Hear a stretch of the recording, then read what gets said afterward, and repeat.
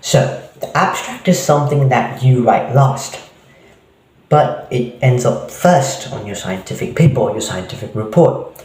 And so, it's the thing that, gives that first impression to your reader. It's the first thing that the reader actually reads. And the way I think of an abstract is that it's a movie review with the spoilers. So your abstract is a paper review, but with, what happened with the applications and what answer you got to your inquiry question. And so if the abstract is the thing that creates that first impression, it is very important that you write it well. And I know when you're at the end of that scientific paper and you've written the whole thing, the abstract can feel, like, oh, I'm so relaxed, I'll do this, very slowly, and like, it's okay, this can take up time. But it's a really important, part of your report. So, let's take a look. Let's go straight into it. Key points. First of all, write it at the end. Don't write it at the start. Why shouldn't I write the abstract at the start? Because when you write it at the end, you can get, you kind of have that, you start creating this mental framework of what your entire paper is about and what your key focuses are. And then you can, take those key focuses and put them in the abstract. However, when you write the abstract first, your entire paper is based on that abstract. There's two things that can happen. First of all, your entire paper is based on the abstract, or your paper starts to divert from the abstract. And when your entire paper is based on the abstract, it's bleak. There's nothing much to talk about, because then you're just gonna keep on referring back to the abstract for words, vocabulary, concepts and stuff. And let's say you're diverting from the abstract. That's the second case. What happens here is that the reader is like, well, this is not the paper is not consistent with the abstract. What's going on?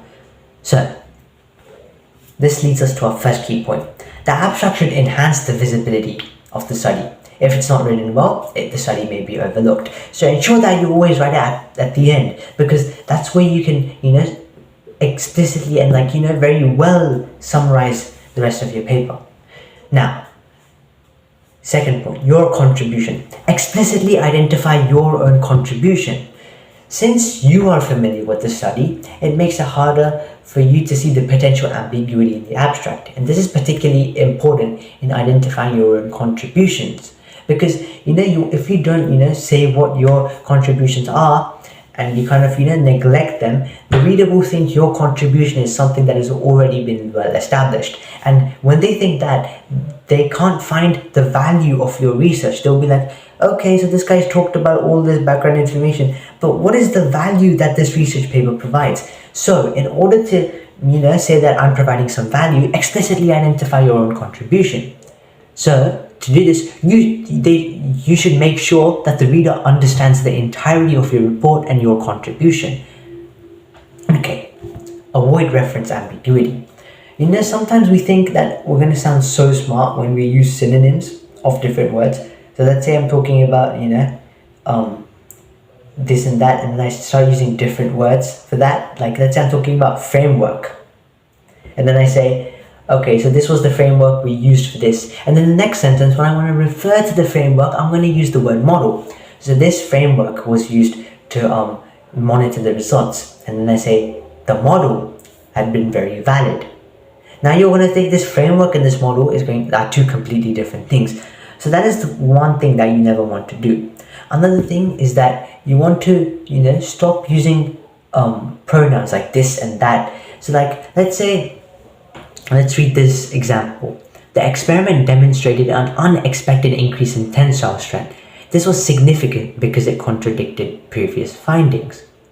Okay, so what do you refer by when you say this? Tensile strength was significant because it contradicted previous findings?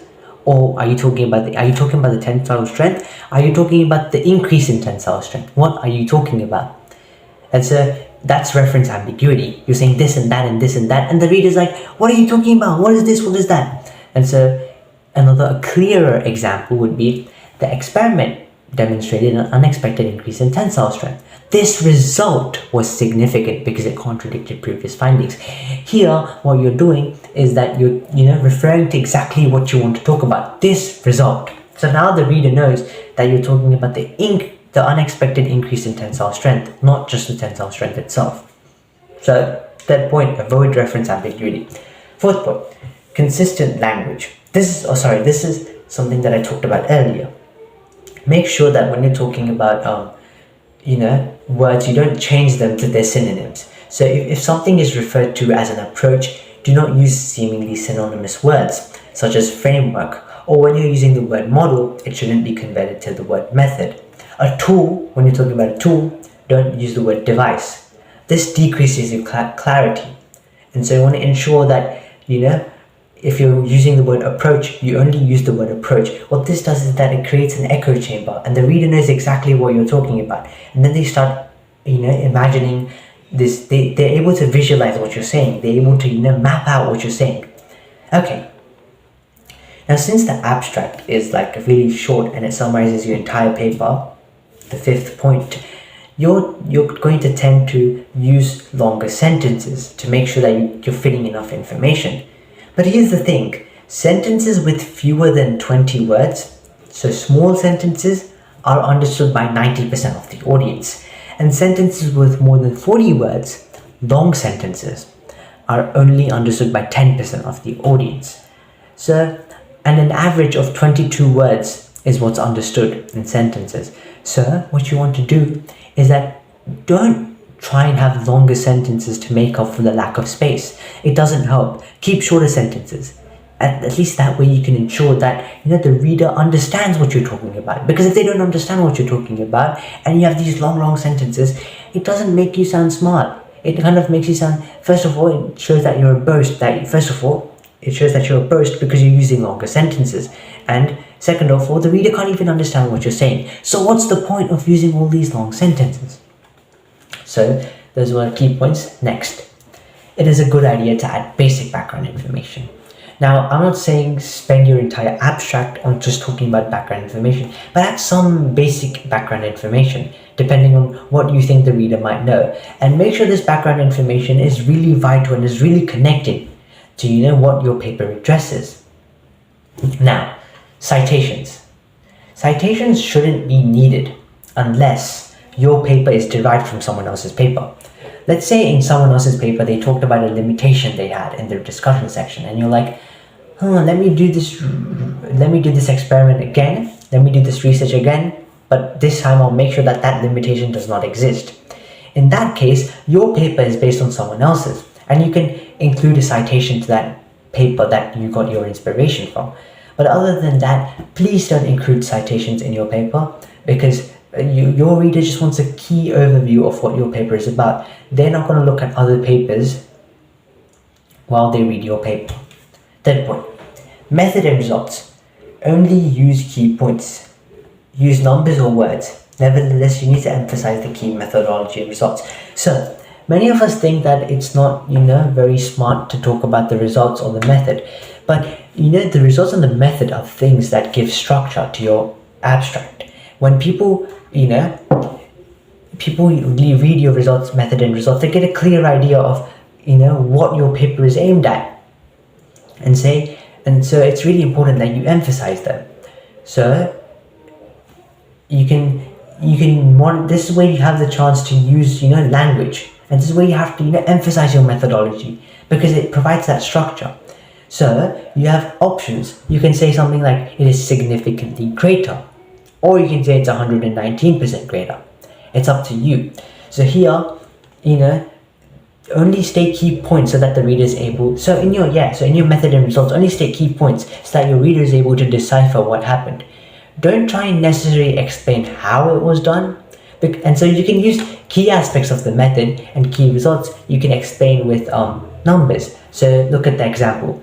The graded structures were able to absorb around 114% more energy per unit volume than their non-graded counterparts before full densification. And then you have the densification numbers. See, that's why they've used numbers to emphasize the key methodology. But sometimes you don't need numbers. Sometimes you're like, words place a greater emphasis than the numbers. And look at the second example. The FWI velocity model reveals a sharper and more intense low velocity region associated with a gas cloud in which low velocity fingers match the location of velocity. So this makes sense to someone who's reading a paper. This probably makes sense to someone in that field who's reading that paper. And so decide if you want to use numbers or just explain things with words, but always place emphasis on your methodology because that gives structure. Otherwise, the person can't really understand what your paper is about. And remember, your results and your methods are what leads the reader into believing what you want them to believe. Okay, keep the flow but don't go slow. You have limited space for the abstract and you need to fit everything while also making it sound good, not chunky. So here, instead of giving, one sentence one function, what you do is you give one sentence two functions or one sentence three functions. As you can see in these examples, one sentence is given the function of what the paper does and the achievement. So in this paper, we present a novel estimation method that combines the strengths of blah, blah, blah, blah, blah. Okay? The second example, they take the achievement of the paper and they take the gap that was addressed. It thereby provides a concept for low frequency hearing that accounts for a variety of unexplained experimental objects from the cochlear apex. So this is the achievement. It thereby provides a concept for low frequency hearing that accounts for a variety of, and now they introduce the gap that accounts for a variety of unexplained experimental observations. See, they've connected those two, and so you're not losing the flow and you're also saving on space. Here look, they talk about the method and the result.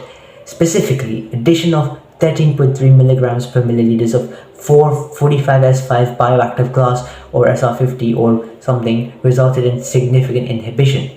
So the first, everything before the comma is the method, and everything after the comma resulted in significant inhibition is the result.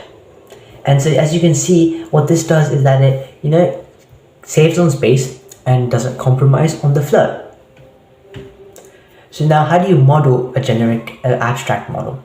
Now first of all, let me say that when you model a generic abstract model, it should be, first of all, you should look at famous papers in the field that you're looking at, and then you should come to something this generic. You want to create a specific abstract model, and this is done by studying other papers in that field.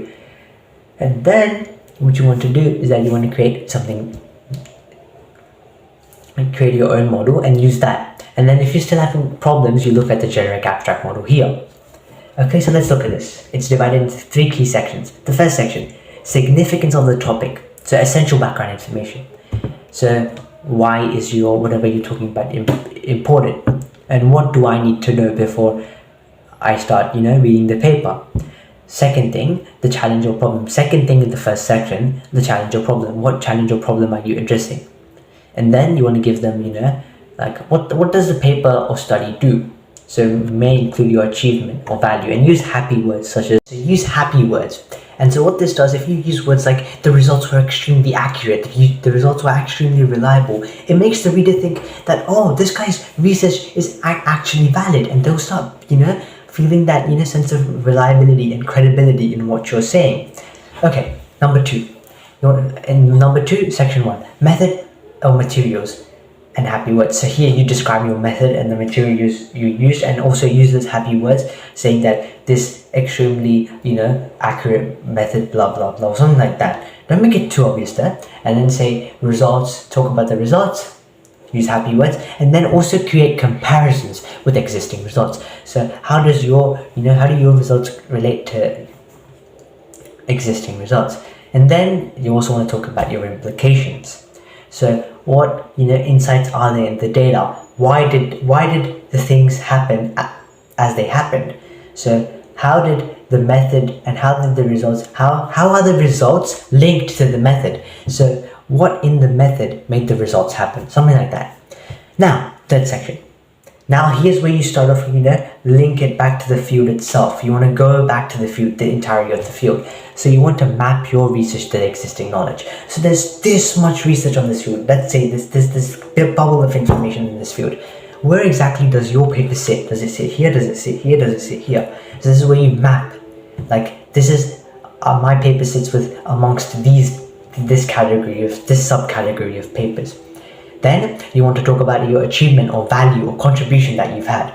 And also here, use happy words so the reader thinks that your contribution is actually accurate and makes sense. Then finally, you talk about applications. How does this impact the world? How does your field and how does what you found out actually impact the world? Also use happy words. Use happy words all the time because it makes the reader think that what you're saying really matters. And it kind of elevates the entire writing experience, and it also elevates the reader experience as well. But don't overemphasize, like don't say my research is groundbreaking, blah blah blah. If you look at one of the previous videos in this series, we talk about how confidence is important.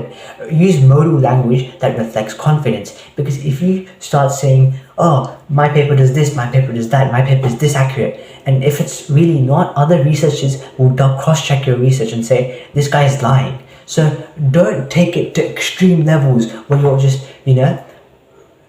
making random claims. You want to use these happy words to the extent that you're confident with. If you think that your paper is at this level of achievement, then only use happy words that are with that level, and don't use anything less or don't use anything more, because that really gives that idea that this person really knows what they're talking about, and it shows character. Okay, so now let's look at a example of an abstract. This is on the rate law analysis of water oxidation on a hematite surface. This, if you want to see the conclusion for this, check the last video where we talk about the conclusion.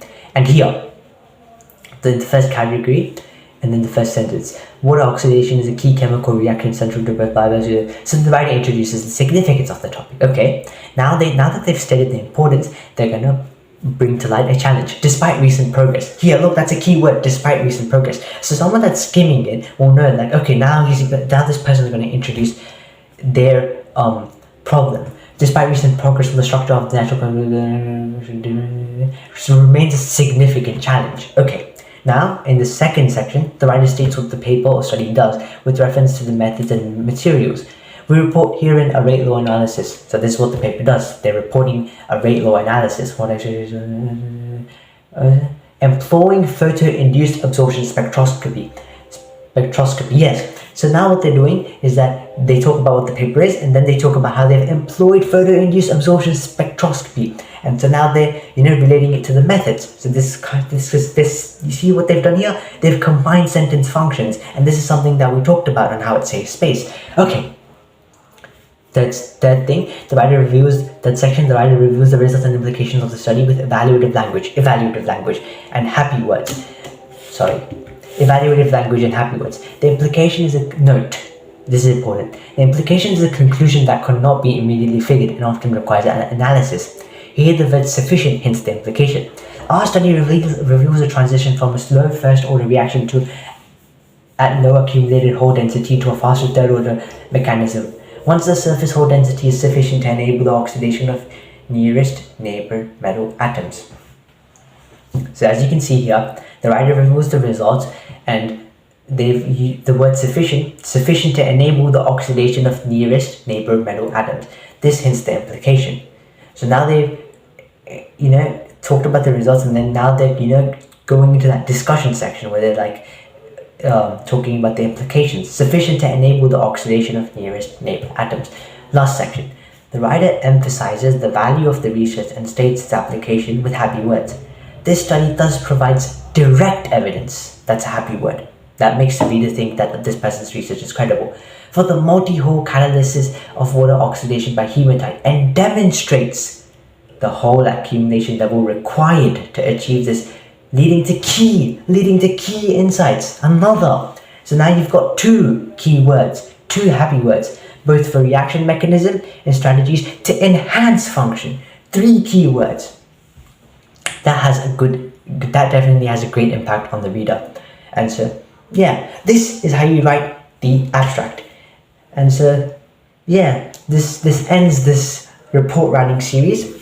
So thank you for joining me on this entire series as I explain how to write all components of the reports. I hope you enjoyed this video and all the other videos in the series, and I hope that you've learned something. I'll try and make new videos and more topics, and yeah, I'll try and keep working hard. And I'll see you guys in my next video. Till then, keep grinding. Bye bye.